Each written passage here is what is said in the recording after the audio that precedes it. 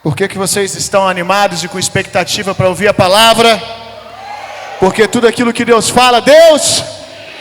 Aleluia, glória a Deus. Que bom que você está aqui. Certamente que Deus preparou um banquete para você e para sua família, e todo aquele que tiver fome será saciado. Alguém com fome de Deus aí? Aleluia, que bom. Isso é garantia que será uma grande noite.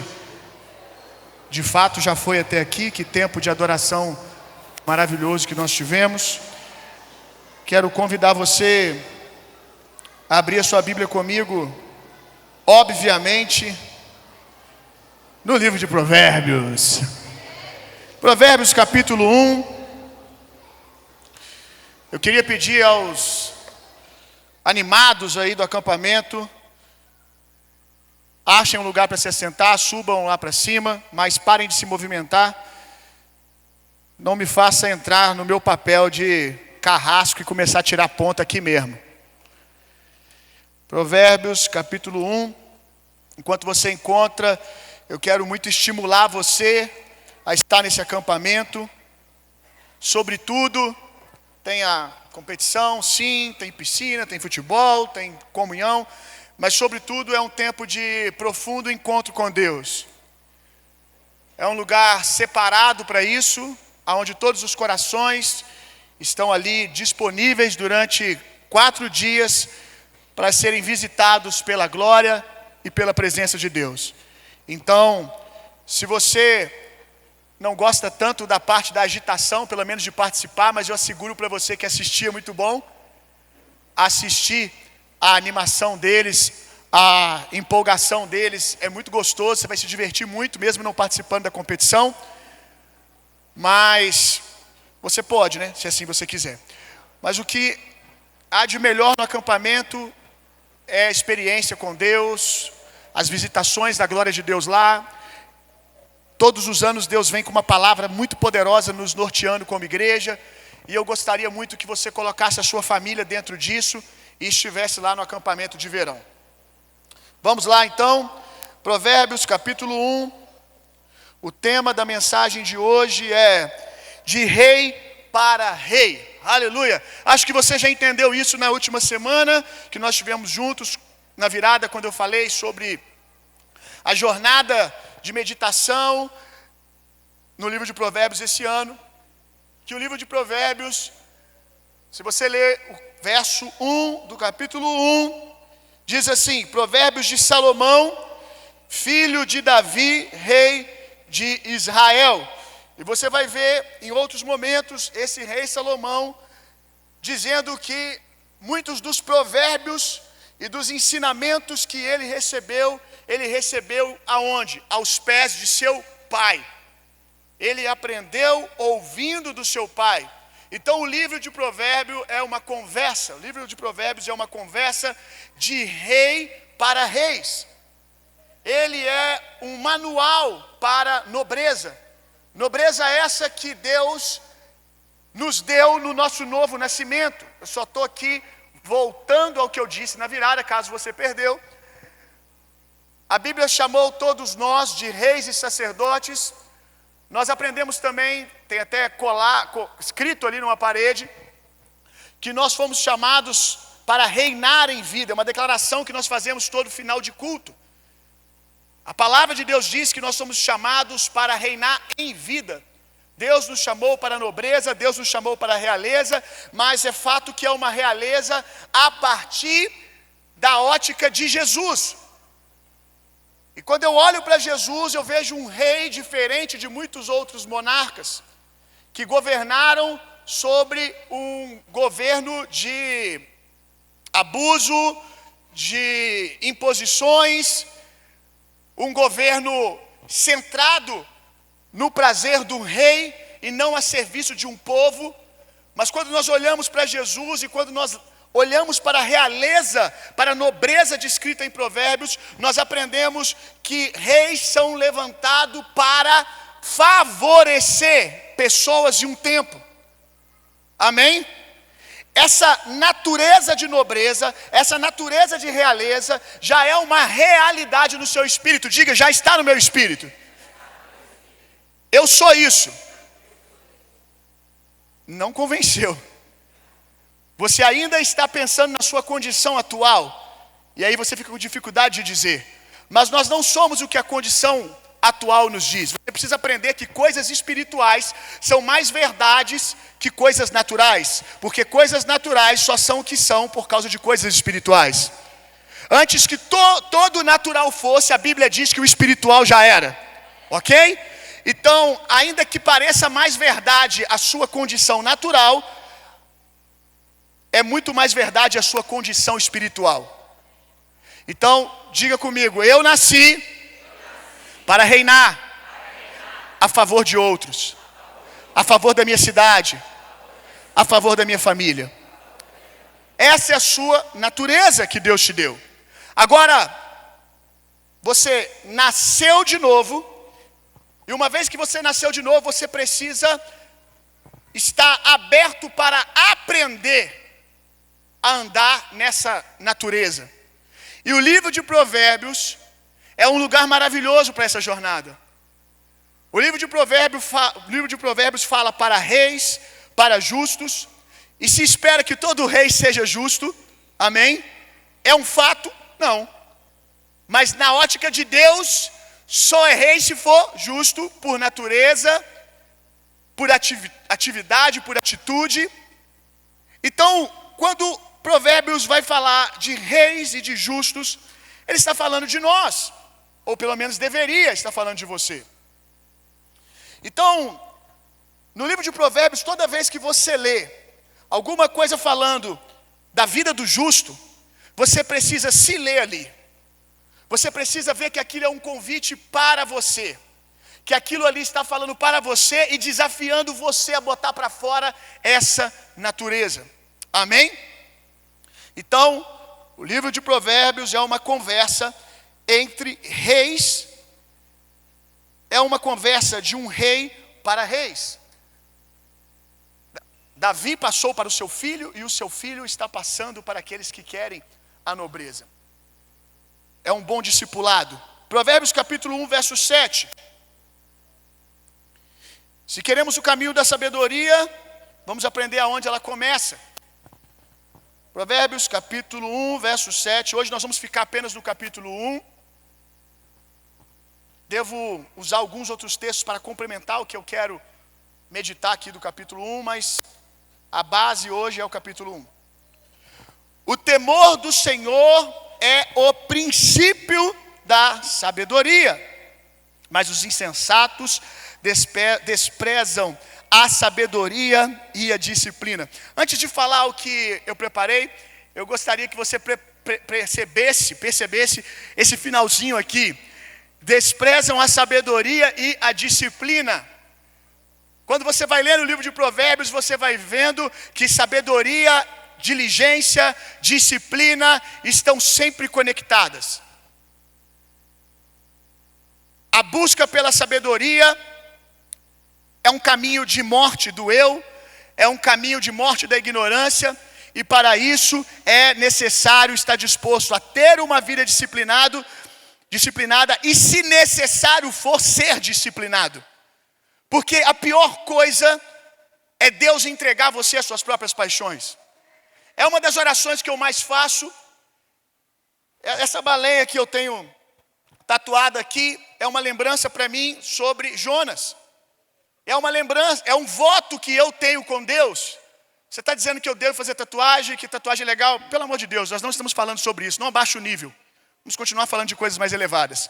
Só estou dizendo para você que essa baleia significa para mim uma oração que eu fiz ao Senhor. Eu disse a Ele: não importa como, se necessário for, que você me busque por uma baleia, por um animal gigante, como diz a Bíblia, que eu tenha que ficar no desconforto da barriga da baleia, mas que eu não fique longe da sua vontade e da sua presença. Eu fiz uma oração perigosa. Ainda que eu creia em livre-arbítrio, eu creio até que alguém ore e entenda o que é o novo nascimento. Porque a partir do momento que você nasce de novo, você nasce para alguém. Você nasce para o senhorio de Jesus.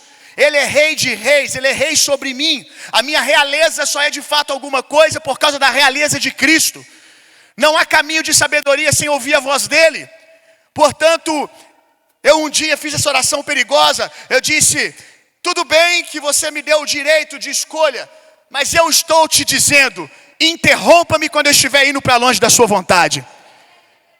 Me busque como for necessário. Ainda que eu tenha que viver tempos desconfortáveis, mas o melhor lugar para estar é no centro da sua vontade. Ainda que o centro da sua vontade em algum momento seja a barriga de um peixe. Então, quem quer o caminho da sabedoria precisa estar disposto a fazer um bom pacto com a dor.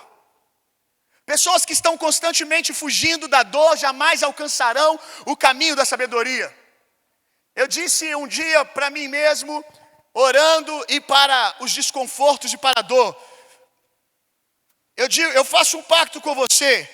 Você pode ficar desde que você me aperfeiçoe, desde que eu cresça.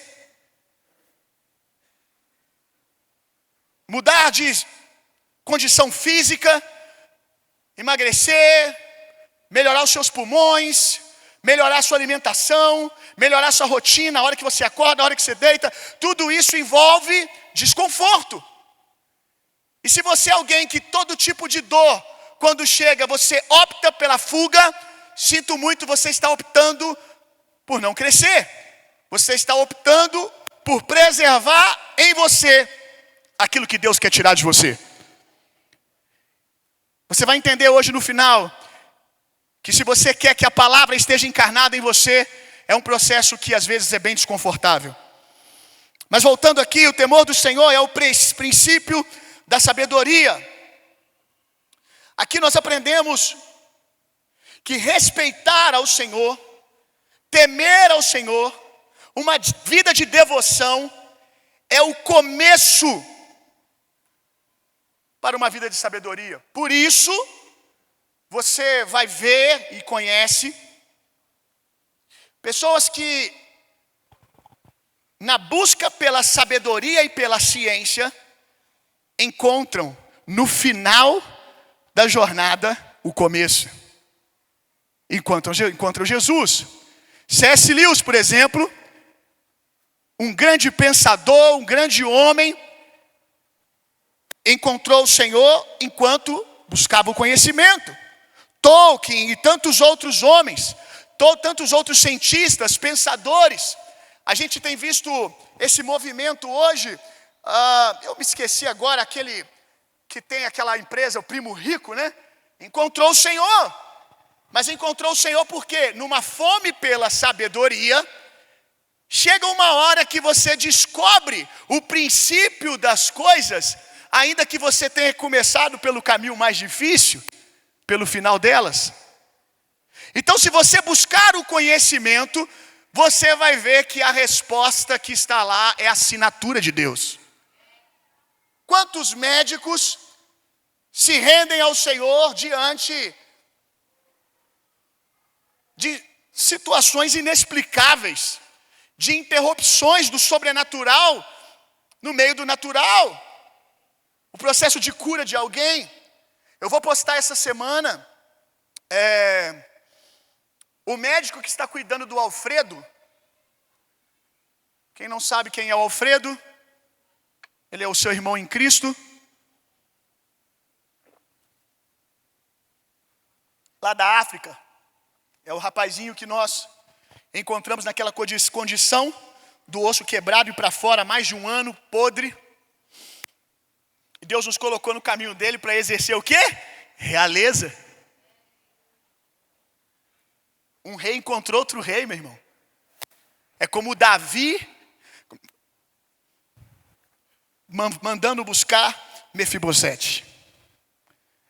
O lugar que Mefibosete estava, descendente de Saul, com as pernas coxas, mancas, se arrastando, era uma condição de pobreza e miséria. Mas Davi, como rei, reconhece realeza em Mefibosete e manda chamar. Chama ele, porque ele é filho de rei, e filho de rei tem que estar na mesa. Aleluia! E aí, levamos ele para um processo de restauração da perna, fez uma primeira cirurgia, e essa semana tem o vídeo do médico analisando, você vai ver que coisa linda. O médico analisando naquela estrutura iluminada que eles colocam o raio-x, e o médico coloca assim, vira para o obreiro da base. Isso é um milagre. Eu não disse para vocês que Deus é moçambicano? Olha só o quanto o osso dele já cresceu em meses, 2 meses, nem deu nem 2 meses.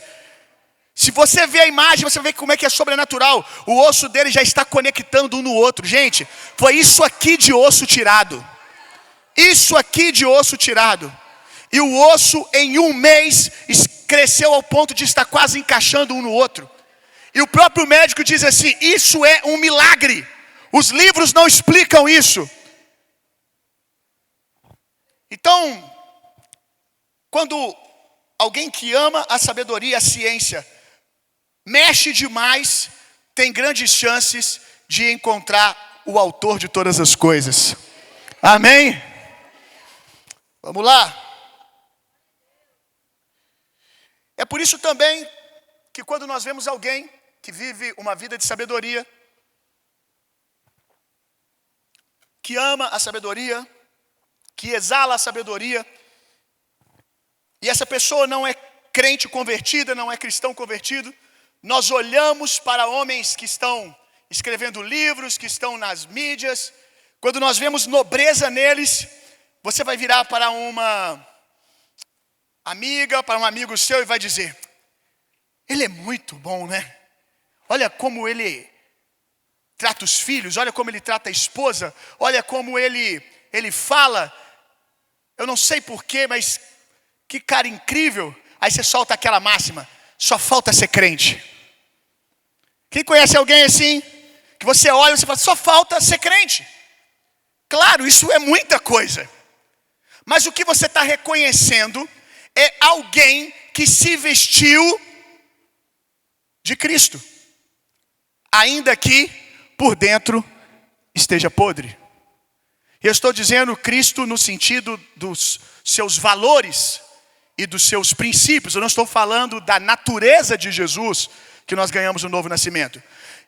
Você precisa entender, acho que quem está lendo Provérbios com muita dedicação já deve ter percebido, que tudo que você lê sobre sabedoria, você pensa em quem? Jesus. Ele é o verbo, ele é a palavra. Então quando nós encontramos alguém com essa postura que nós falamos assim, nossa, só falta ser crente. Eu não estou falando do seu namoradinho, crush do mundo, que você acha ele bonitinho, não estou falando desse cara. Eu estou falando de gente que nós vemos muitos valores, muitos princípios, e que nós olhamos e falamos, meu Deus, cara, esse cara está pregando. Uau! Que incrível! Só faltou ele fazer o apelo no final que eu levantava a mão e aceitava Jesus aqui. É alguém que está vestido de valores e princípios da sabedoria, vestido de Cristo. Porém, é alguém que se não nascer de novo, vai para o inferno com isso tudo. Esse alguém é o desenho do que Jesus falou ao ver os doutores da lei. Ninguém em sã consciência, ao olhar para os doutores da lei daquele tempo, até que Jesus aparecesse e trouxesse luz e mostrasse a ignorância espiritual que eles viviam, ninguém em sã consciência olhando para os fariseus, que se tornou algo pejorativo para nós hoje, mas os fariseus eram o nível mais elevado de devoção no seu tempo, eram os maiores conhecedores da palavra, aqueles que se dedicavam mais tempo na leitura e na prática da lei, aqueles que mais tinham zelo ao examinar as escrituras. Hoje é algo pejorativo, mas naquele tempo era uma posição muito almejada e de muito valor. Então quando você olhava para um fariseu, você via um sábio. Não é à toa que esses homens eram chamados de mestres. Quando alguém queria um conselho, procurava esses homens. Hoje é fácil porque nós olhamos aquilo que Cristo evidenciou. O quê? O sepulcro caiado. Até Jesus chegar com a sua luz, e como aquele raio-x que eu estou falando, aquela máquina de raio-x, que joga luz e você vê dentro. Quantos estão entendendo? Todo mundo, aos mestres, aos sábios, e de fato, eles o eram. Só que eram, como muitos hoje, sepulcro caiado. O que é um sepulcro caiado? Bonito por fora e podre por dentro. Bonito por fora e podre por dentro. Mas não quer dizer que por fora não seja bonito. Não quer dizer que aquilo que está fora não deve ser alcançado por aqueles que são bonitos por dentro. Eu não sei se você está me entendendo. É muito cômodo olharmos para um sepulcro caiado, para alguém que por causa da luz de Deus que nós temos hoje, nós sabemos que ele precisa nascer de novo. Nós olharmos para alguém e dizer assim, eu vou rejeitar tudo, eu não quero. É uma grande tolice, por vezes esconde a preguiça. Porque é melhor você demonizar e dizer que tudo é ruim, do que olhar e dizer, os filhos das trevas por vezes são mais astutos que os filhos da luz. É mais fácil você dizer, tudo ruim, e continuar na sua vida acomodada, do que dizer, até quando nós vamos deixar que aqueles que não começam a partir do princípio, brilhem ou se apresentem mais, falem mais, do que aqueles que começaram do temor do Senhor. Até quando nós vamos preferir, para você entender o que eu estou dizendo agora, porque coisas sobrenaturais vocês entendem, como se essas não fossem. Porque é mais cômodo vocês preferirem coisas sobrenaturais, que quem faz é Deus, do que aquilo que passa pela sua renovação de mente e passa pelo seu processo de morte e disciplina e busca. Quando nós vemos alguém fluindo com curas e milagres, há alguns que dizem, isso não é de Deus, mas não está dizendo que não é de Deus, porque Deus não cura, porque Deus não faz milagre, porque Deus não disse que faria no tempo de hoje. É porque está olhando para alguém que está fazendo fora da frequência de Deus. Alguém que está fazendo e a vida não é correta, como esses profetas do Pix aí, mas isso aí é tudo charlatão, a maioria. Sobre efeito de espíritos malignos, na grande maioria das vezes. Mas há muitos que estão ali curando em nome de Jesus, e de fato a fé em Jesus do povo está os curando. E alguém olha para isso e diz, cura não existe, não é da vontade de Deus curar. Por quê? Porque eu estou vendo aquele cara fluindo dessa maneira. É mais cômodo você se isentar do que você dizer, eu não vou ficar mais em silêncio. Eu vou andar como Jesus andou e vou curar. E aquele que está vendendo não vai ter mais quem comprar, porque eu vou dar de graça aquilo que Jesus deu de graça. Deu para entender? A mesma coisa. Não é porque alguns usam tudo isso para uma realeza para si mesmo, estão mais para a descrição dos últimos dias, daqueles que fizeram o seu ventre e o seu Deus, que nós vamos rejeitar aquilo que está para nós, os justos filhos de Deus. Se está aqui, é para nós. Se alguém flui na frequência errada, chegou a hora da gente fluir no Espírito, na frequência certa, com o coração certo. Amém? Esse ano eu quero que você deixe Jesus ser seu coach. Será que pode? Será que você pode dar tanto valor para ele quanto você dá para alguns homens? Alguns são até bons homens, numa profissão, fluindo no seu trabalho.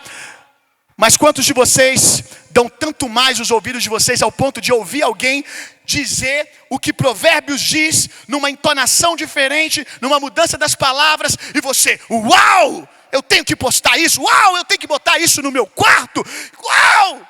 E aí você vai ler, está em Provérbios, e você já leu Provérbios várias vezes e não deu um uau. Não deu um glória a Deus. Ok? Deu para entender? Vamos lá.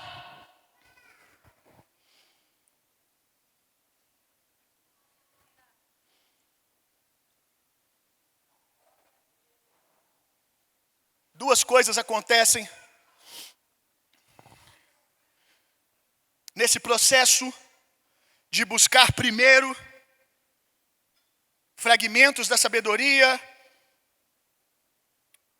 e depois, e aqui tem um talvez, encontrar Deus no final. Alguns vão puxando a corda, vão entrando cada vez mais profundo e tem um encontro com Deus, como eu disse. Outros pegam a corda, enfiam no pescoço e morrem com ela. É o que nós vemos, esses dois extremos. Gente que conhece o Senhor e gente que diz, eu posso viver sem Deus. Por quê? Porque a sabedoria me dá uma vida confortável. É o perigo de construir a Nova Jerusalém sem Jesus estar sentado no trono. Só que miserável é o homem que só espera, que vive apenas para as coisas dessa vida. Porque isso aqui é só uma escolinha. Nós somos eternos. E aqueles que constroem só para essa vida, só terão para essa vida. Alguém está aprendendo alguma coisa?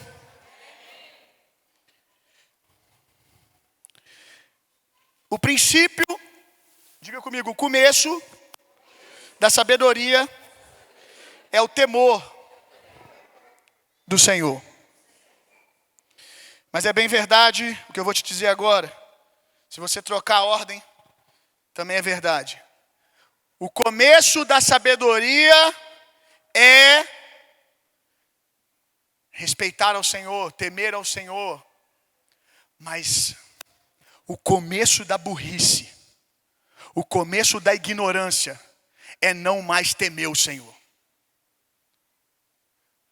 Quantas vezes eu me assustei em ver pessoas incríveis que eu dizia, uau, como esse cara, como essa moça é bom no que faz. Como esse cara flui, como tudo que toca prospera.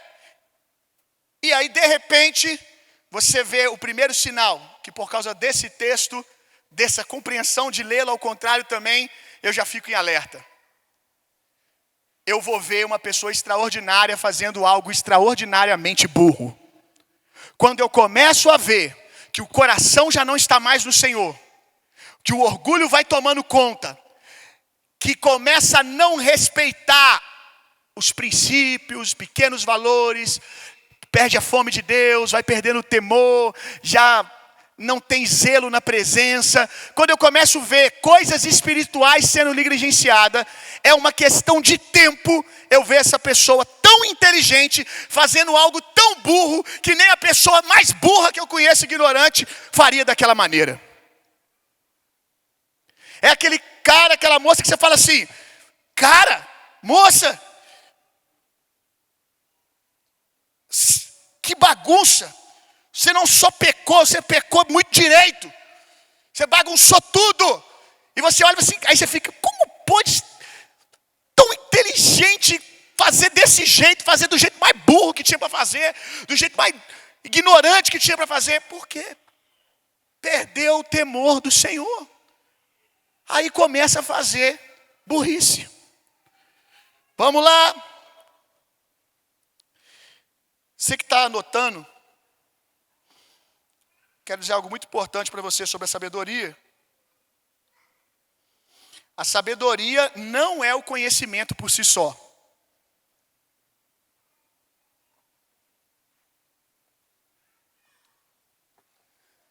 Nem todo mundo que possui muito conhecimento é sábio.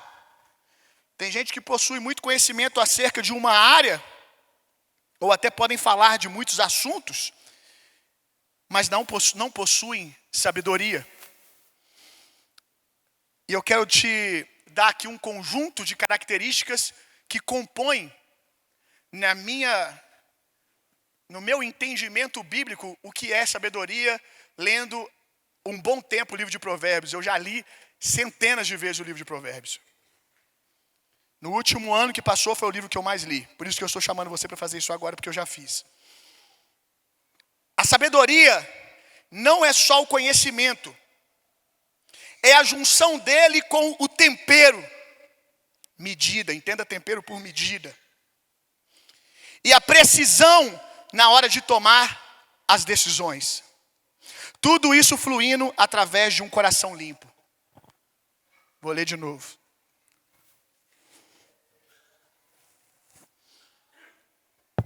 A sabedoria não é só o conhecimento, é a junção dele com o tempero e a precisão na hora de tomar decisões. Tudo isso fluindo através de um coração limpo. É a habilidade não só de saber o que fazer, mas discernir o como e o modo a ser feito. Tem gente que sabe dizer para uma sala lotada o que tem que ser feito. Mas quando você olha para a vida dele, ele não consegue aplicar aquilo que ele mesmo está ensinando.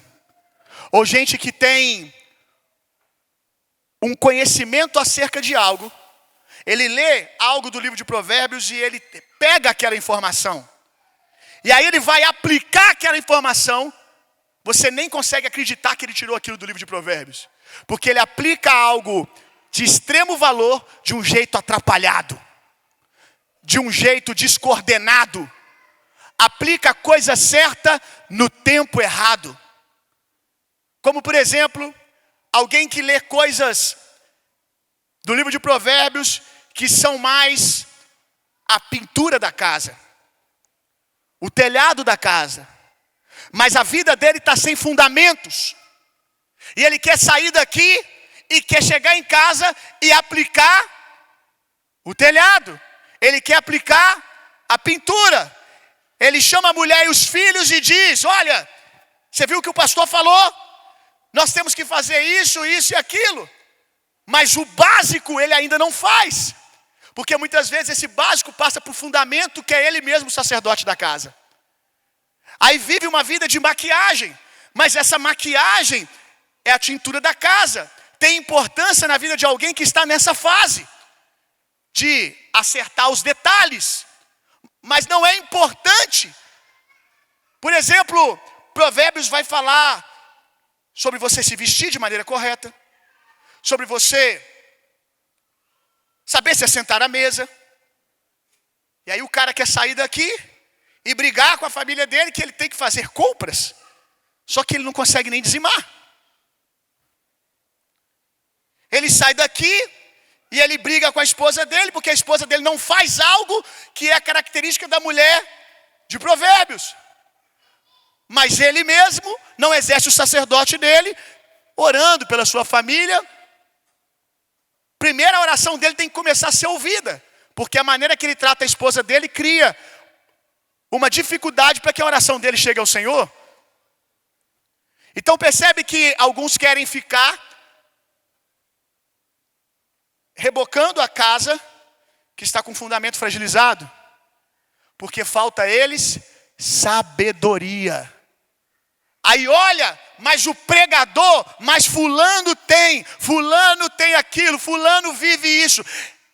E talvez são coisas que Deus tem para você, mas não para esse tempo. Porque Deus não pode dar a você aquilo que você não pode suportar. Aquilo que você vai se lambuzar. Quantos estão entendendo? Então é necessário sabedoria. Sabedoria para exortar. É possível você exortar o conteúdo certo da maneira errada, no tom errado, no lugar errado, na frente das pessoas erradas, porque falta sabedoria. Tem o conhecimento, tem a informação, mas a sabedoria não é só saber o que fazer, é como fazer, sabe? É o tempo e o modo. Aleluia! Isso aqui é muito importante. Quando eu disse coração limpo, eu não estava falando de ter um coração limpo no sentido de nascido de novo. Porque infelizmente tem gente que nasceu de novo, mas o coração aqui que eu estou falando é alma, mente, é doente. E tem gente que não nasceu de novo, mas tem uma mente, uma alma mais bem resolvida, tem mais inteligência emocional do que aqueles que nasceram de novo. Então entenda coração limpo como alguém bem resolvido, alguém sem ressentimentos, alguém sem mágoas. Porque se você tem conhecimento, preste atenção aqui, se você tem conhecimento, se você sabe o que fazer, ou ouve o que fazer, mas a sua alma está doente, aquilo que você vai fazer vai passar pelo seu crivo, vai passar pelas suas doenças. E aí você vai fazer a coisa certa, que era certa até você fazer daquele jeito, bagunçado. Não adianta você querer aplicar conhecimento cheio de ressentimento. Porque você inclusive vai escolher quem vai andar com você e quem não vai. E talvez Deus está dizendo, e você não vai escolher como uma boa escolha de escolher as pessoas certas que vão sentar na sua mesa, mas você escolhe por causa das feridas que você tem. E aí você tem um trauma com algo, vamos dar esse exemplo aqui que vai ficar melhor. Você tem um trauma com algo, e aí tudo que você enxerga a partir daquilo é isso. E aí você não consegue viver coisas que Deus tem para você. E aí você ensina para os outros a partir da sua ferida. O tempo todo aqui eu estou tateando para achar o exemplo certo. Agora eu achei, chegou. Honra é um princípio bíblico, sim ou não? Você vai ler livro de Provérbios e você vai ver com frequência que é característica do nobre uma cultura de honra. Mas pessoas que foram feridas por pessoas que viviam aquela realeza segundo os reis do mundo para si mesmas e abusavam daqueles que os serviam, criam feridas. E aí quando vão ler sobre honra, elas vão interpretar segundo as suas feridas. Elas vão limitar aquilo que Deus quer fazer. Vão dizer para os outros, não aquilo que está escrito, mas aquilo que está escrito através das suas feridas. E vão limitar o que Deus quer fazer. Não é porque você foi ferido por alguém usando um discurso de honra que abusou de você, que você vai rejeitar a honra bíblica, porque ela vai abençoar você também. Mas você só pode fazer isso se você ficar bem resolvido com você mesmo. Inteligência emocional. Se você não for curado nas suas emoções, não adianta ter todo conhecimento. Na hora de aplicar, você vai fazer uma verdadeira bagunça. Como alcançar a sabedoria?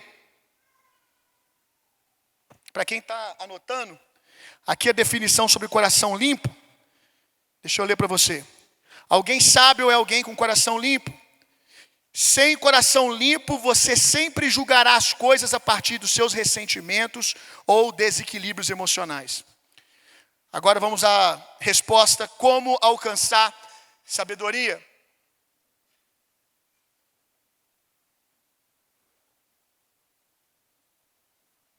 Primeira, óbvio, mas não tão óbvio para nós, porque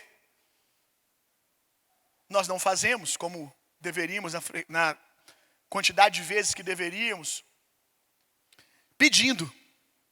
Tiago, capítulo 1, verso 5. Se alguém de vós tem falta de sabedoria, peça a Deus, que a todos concede liberadamente. Ele dá muito, irmão. Quem pede, e olha só, ele dá muito e com grande alegria. Alegra o coração de Deus você pedir sabedoria. Mas não é pedir amanhã e hoje porque eu estou falando. Porque se você quiser sabedoria de fato, você não vai parar de pedir até receber. Se você quisesse de fato, quem aqui já tinha ouvido esse texto? Alguma vez na vida você ouviu esse texto? Levanta a mão. Bem alto, bem alto. Todo mundo que já leu, já ouviu alguém falar que você deve pedir sabedoria a Deus? Levanta a mão bem alto. 90% das pessoas.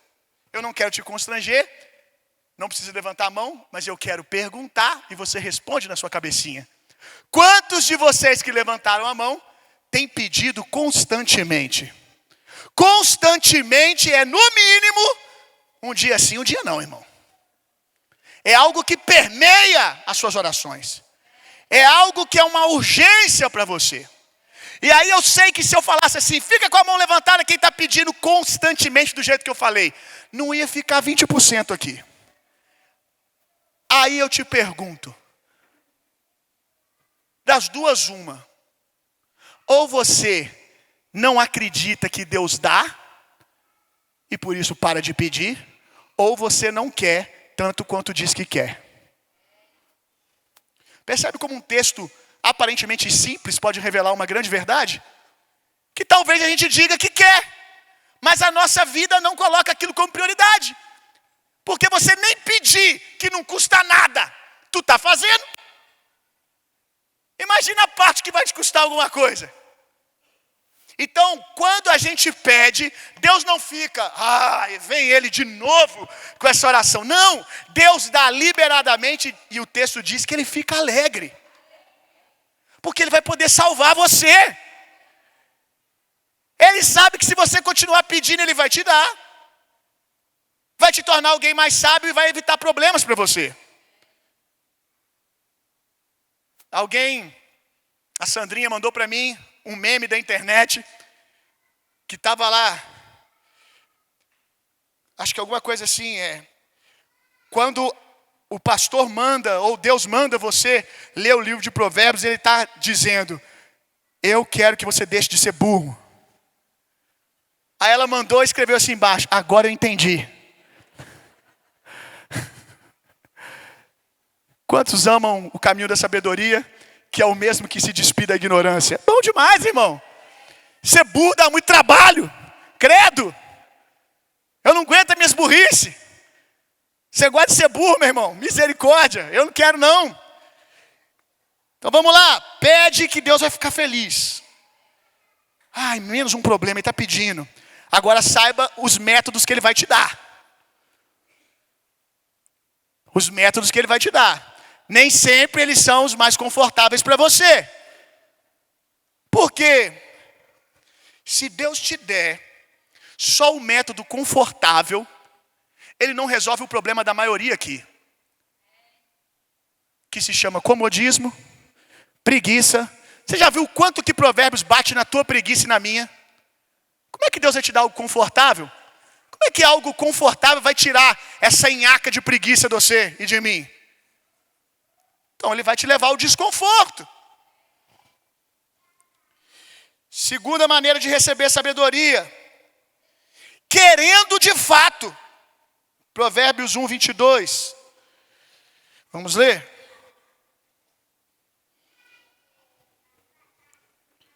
Até quando vocês inexperientes irão contentar-se com a sua ignorância?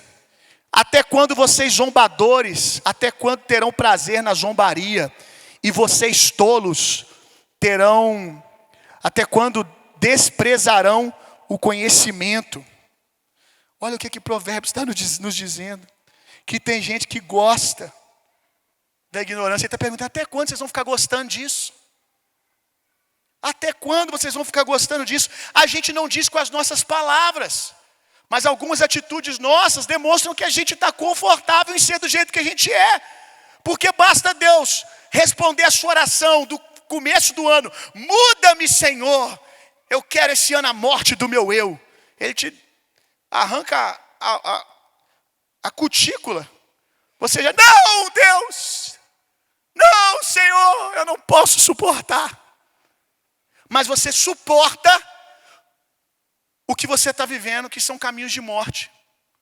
Mas você suporta, está sobrevivendo em áreas da sua vida que estão uma desgraça. Muitos ignorantes preferem ficar na ignorância porque acham que porque não querem o conhecimento, porque querem ficar na ignorância, não serão responsáveis. Não preciso me responsabilizar por nada. Mas se tem uma coisa que eu aprendi na vida, é que não escolher já é uma escolha. Não decidir já é uma decisão. Quem por não decidir pensa que estará livre das consequências, já fez a sua escolha. E as consequências é a vida que tem, que você tanto diz que quer mudar. Vamos lá, continuando.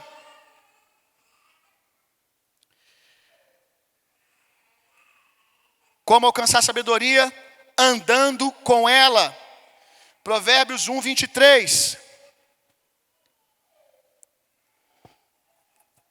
Se acatarem a minha repreensão, eu lhes darei um espírito de sabedoria e lhes revelarei os meus pensamentos. Agora vamos lá, Provérbios 8, 27. Quem já chegou em Provérbios 8 e é um pouquinho experimentado, já percebeu quem é sabedoria. 8, nós vamos ler do 27 ao 31. Quando ele estabeleceu os céus, lá estava eu. Quando traçou o horizonte sobre a superfície do abismo. Quando colocou as nuvens em cima e estabeleceu as fontes do abismo. Quando determinou as fronteiras do mar para que as águas não violassem a sua ordem. Quando marcou os limites dos alicerces da terra. Eu estava ao seu lado, eu era o seu arquiteto, dia a dia eu era o seu prazer e me alegrava continuamente com a sua presença. Eu me alegrava com o mundo que ele criou e a humanidade me dava alegria.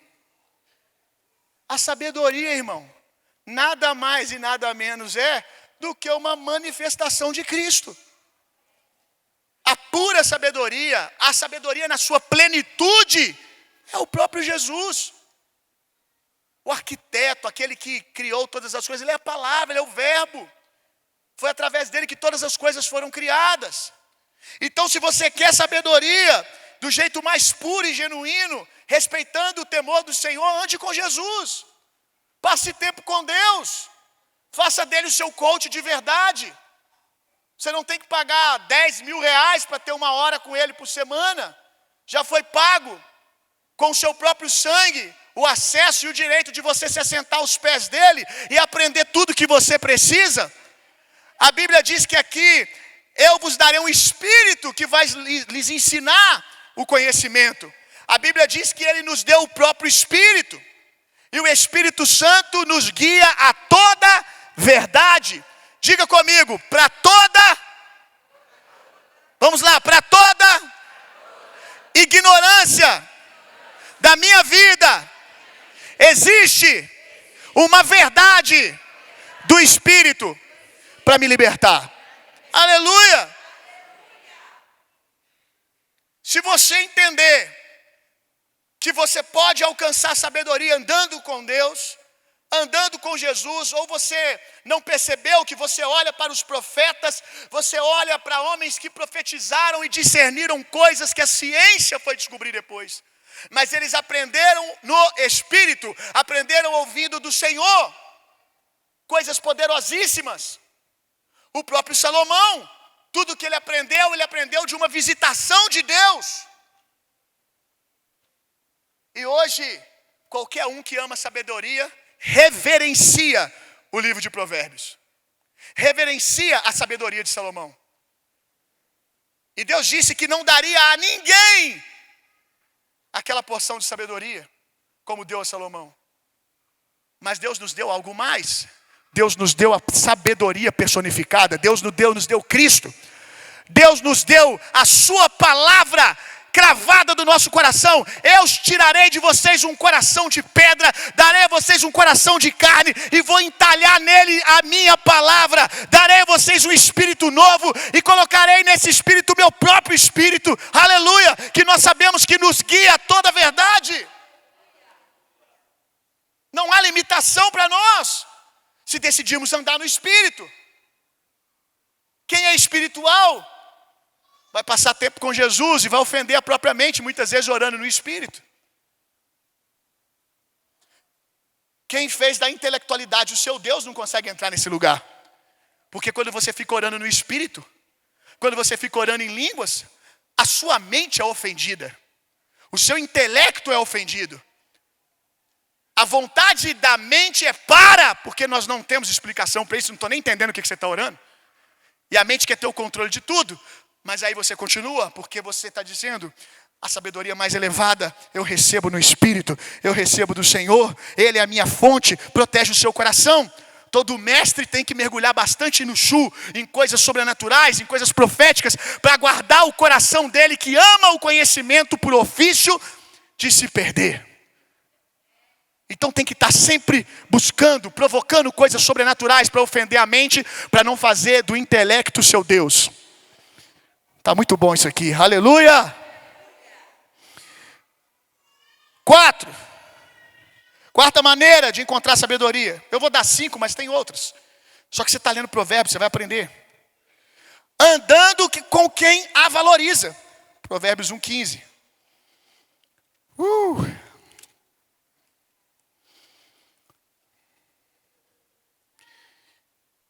Meu filho, não vá pela vereda dessa gente. Afasta os seus pés do caminho que eles seguem. Agora Provérbios 13:20. Aqui no começo está falando de um tipo de pessoa que a gente tem que se afastar. Quantos aqui querem crescer? Amadurecer? Tomara que todo mundo nessa igreja queira. Tomara que todo mundo à sua volta decida por isso. Mas tem gente que se acostuma e gosta do prazer do jardim de infância. E aí, se você quer sair do jardim de infância, você tem que saber que algumas pessoas vão ficar no jardim da infância. Inclusive, você tem que amá-las para deixá-las lá. Porque não é nada evangelístico ser chato. Tem gente que acha que é amor empurrar os outros para onde elas não querem ir. O amor provoca. O amor gera sede. O amor constrange, ele cerca, mas ele não empurra. Ele vai lá, estou aqui, você quer? Ele chama, ele convida, mas quando o carro está com o freio de mão puxado, meu irmão, o amor também é o amor que não busca os seus próprios interesses. É o amor que deixa ir, é o amor que deixa ficar. Porque o amor não busca os seus próprios interesses. Ainda que o seu interesse seja bom, ainda que o seu interesse seja maravilhoso, você não tem o direito de quebrar o braço de alguém e obrigar ela a viver aquilo que você entende que é de Deus para ela viver, que é mais inteligente, que é mais alto, mas ela ama o jardim de infância. Ela ama aquele lugar. O que você faz? Você vive e o seu testemunho provoca. Você chama, de tempo em tempo você faz o convite, você dá importância, você volta lá, faz um carinho, estou aqui, mas você não fica. Porque a sua habitação não é o jardim de infância. Você não vai fazer do playground o seu lugar, a sua habitação. Você está crescendo e alguns vão ter que ficar para trás. Porque senão você leva todo mundo. E aí o seu novo lugar se torna um novo jardim de infância, só que com endereço diferente. Provérbios 13:20.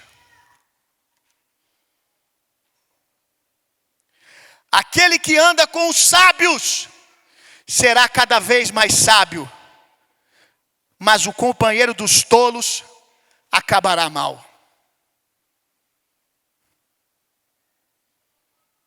Você pode escolher ficar? Pode. Não se mover já é uma decisão. Mas você pode também começar a mirar as pessoas que você quer andar. E entenda uma coisa. Na era das facilitações da internet, você pode tanto escolher homens que falam aquilo que você quer ouvir, mestres perversos que trabalham para o anticristo, para deixar você no lugar que você está, com os ouvidos confortáveis, ouvindo mentiras, mas que lhe fazem bem. Mas você também pode navegar e andar com pessoas, mesmo estando longe delas. Eu ando com grandes avivalistas. Eu vou assustar você. Eu ando com homens que já morreram. Aí você diz, cruz credo. Oh Jesus. Bate na madeira, pastor. Eu tenho medo num trem desse. Eu tenho medo do negócio. Agora pronto, agora o pastor está espírita. O pastor fala que anda com gente que já morreu. Um monte, irmão. Um monte. Visita o lugar de oração deles. Visita a biblioteca deles. Como? Eu leio, irmão. Eu leio. Unção é transferível, meu irmão. A Bíblia diz que um homem morre e cai. Hoje o negócio está bom aqui, irmão. Meu Deus, se você quiser ir embora, irmão, você vai perder muita coisa, hein? Ainda que nós já estejamos no final. Um homem cai morto no túmulo de Eliseu. E depois de cair no túmulo de um homem morto, a unção que estava naqueles restos mortais curou aquele homem, ressuscitou aquele homem. Unção você pega, meu irmão. Quem tem fome, pega. Quando eu passo tempo com os avivalistas, quando eu passo tempo com o John Wesley, e lendo as suas histórias, lendo o seu tempo de devocional, quando eu passo tempo com Smith Wigglesworth, quando eu passo tempo com Billy Graham, quando eu passo tempo com T.L. Osborne, quando eu passo tempo com grandes homens, eu estou dizendo, eu creio que essa unção é para mim também. Fome, irmão. Fome. Agora vocês preferem a proximidade do que a profundidade. Vocês preferem o acesso a abusadores do que ter o acesso, mas não a proximidade, o acesso ao conhecimento, mas não a proximidade de homens sérios. Deixa eu dizer uma coisa para você que está nos visitando hoje. Não escolhe a igreja mais perto da sua casa, não. Escolhe a igreja mais perto da sua Bíblia. Não precisa ser essa daqui também não, porque tem outras boas igrejas de Juiz de Fora. Mas para de ficar escolhendo pastor que fica massageando você. Nossa, ele é tão fofinho. Aí você ouve ele pregar, ou ela pregar. Mas ele é tão herege.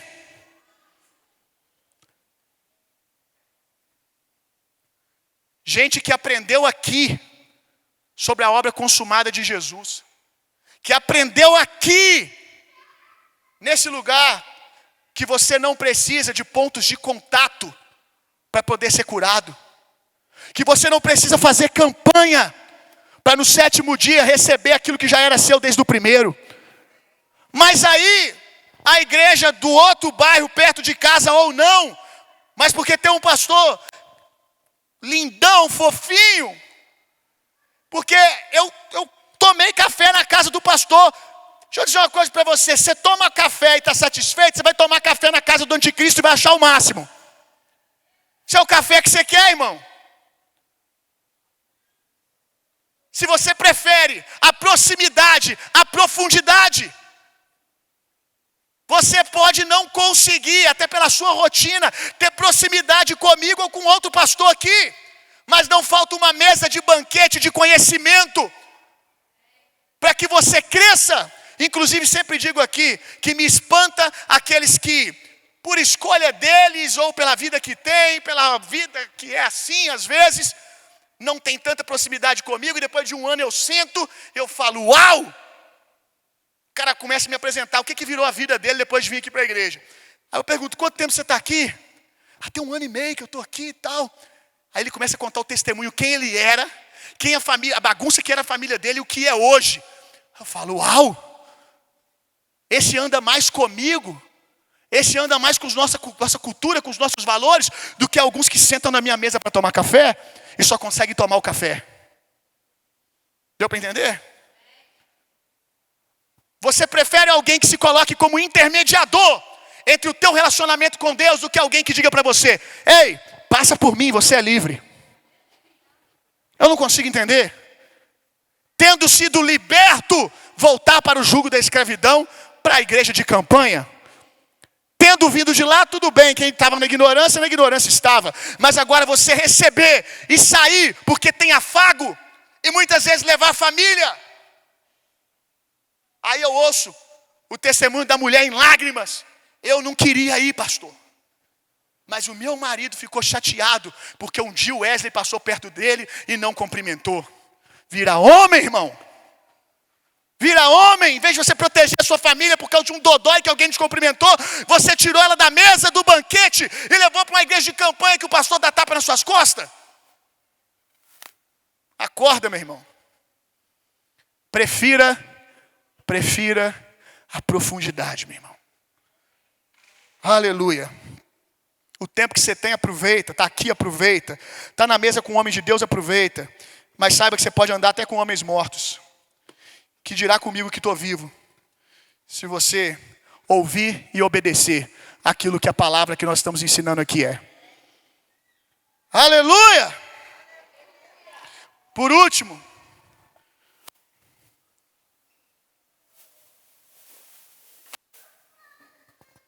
como encontrar sabedoria, como receber, fazendo as pazes com o tempo. Faz as pazes com o tempo. Para de brigar com o tempo. Para de ficar nessa agonia. Para de ficar nessa agonia que não pode ouvir a palavra processo. Que, ai meu Deus, processo. Eu vou processar quem está falando de processo. Tudo para amanhã. Tu não aguenta, irmão. Jesus começou a mexer na unha encravada que tu tá gritando, igual um bezerro desmamado. E até ontem você dizia, eu morrerei por ti, Jesus. Ele sabe mais do que você, o que você aguenta. E é por amor que ele vai no time dele. Quando ele acelera é porque você aguenta. Quando não está tão rápido quanto você acha que deveria estar, você está conhecendo o amor que é paciente. O amor que é paciente. Agora seja paciente também. Para com essa agonia. Querer que os valores da palavra de Deus se encarnem em você. É necessário você estar disposto a deixar que o tempo faça isso.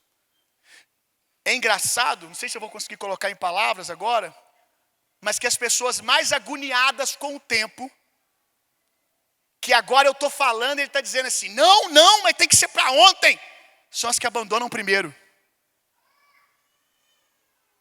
São as que desistem, porque ninguém aguenta viver com essa agonia. Deixa a palavra ser encarnada em você. E encarnar fala de duas coisas. Encarnar é penetrar, ser um. Penetrar fala de duas coisas. Primeiro é desconforto. É desconfortável. Algo penetrando em você. E segundo, é um processo de tempo.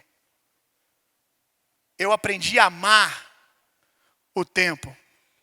Porque eu estou vendo, olhando para trás, o que ele tem feito comigo. Trabalhando a serviço de Jesus. Eu olho para trás e eu digo, glória a Deus. Aleluia. Eu vou ler para vocês o que eu escrevi aqui. Tudo que é encarnado dói para ser arrancado e igualmente para ser colocado. Tem coisas que estão encarnadas em você, do velho, costumes, manias, posturas que tem que ser arrancadas. Vai doer. Mas no final, ou se você já sabe o que ele está fazendo, no espírito você vai conseguir celebrar. Porque deixar você do jeito que você está não é amor. Agora você tem que deixar, tem que ser paciente, tem que deixar Deus arrancar. Mas está doendo, eu queria que já fosse para amanhã. Já te disse, a unha encravada tu está gritando. Está provando que você não aguenta na velocidade que você diz que aguenta. Então deixa Deus trabalhar. O que eu faço? Nesse processo onde Deus está arrancando coisas e colocando coisas. O que eu tenho feito que tem mudado a minha vida. Eu permaneço.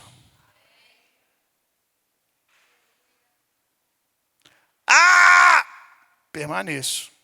Estou sorrindo? Permaneço. Até que um dia que essa obra seja chamada perfeição. Permanece. O que eu faço, meu? Permanece. Tem hora que não desistir, como talvez você chegou aqui disposto, é a melhor coisa que você pode oferecer. Porque Deus não pode trabalhar amanhã, se aqui amanhã você não tiver. Tem hora que eu vejo coisas, situações, de pessoas vivendo na ignorância, nascidos de novo, fazendo besteira, pecando, vivendo na mentira, vivendo nas facções, nas contendas, e tantas outras obras da carne. E aí talvez alguém diga: uma hora a consequência vai chegar. E muitas vezes eu olho e falo: já chegou. Irmão, talvez a maior consequência do mentiroso, da mentirosa, seja viver a vida na mentira. Que vidinha desgraçada. Que vida ruim. Que vida ruim. Às vezes a gente olha para pessoas que estão aparentemente, a Bíblia vai até nos ensinar a não invejarmos o sucesso dos ímpios. Às vezes a gente olha pessoas vivendo uma vida extraordinária, né? Mas a gente sabe que vive na iniquidade, que vive no pecado. E aí alguém diz: uma hora a consequência vai chegar, que eu não sei o que lá. Talvez você não saiba que a maior consequência essa pessoa já vive, que é viver com o coração na condição que está. Você não sabe o que ela fala quando ela bota a cabeça no travesseiro. E mais uma coisa você sabe: para onde o coração dela está indo se ela não encontrar o Senhor. Então decida se mover na direção do que você tem que se mover, irmão. Que por amor a Deus, por amor a você, por amor à sua família, por amor à sociedade que nos cerca, você decida aceitar o convite de Deus para a nobreza, para ser um santo, para ser um justo, para ser um rei como Jesus. Do mesmo jeito que o pecado de um traz um caos na vida de outros, a santidade de um também manifesta favor e bondade de Deus ao seu redor. Eu oro para que as pessoas não tenham que mais lidar, ou que elas não gastem mais tempo lidando com as consequências da sua ignorância, mas elas passem mais tempo lidando com as consequências da sua nobreza, da sua sabedoria, do favor e da santidade de Deus na sua vida. Amém. Faz isso, Senhor, em nome de Jesus.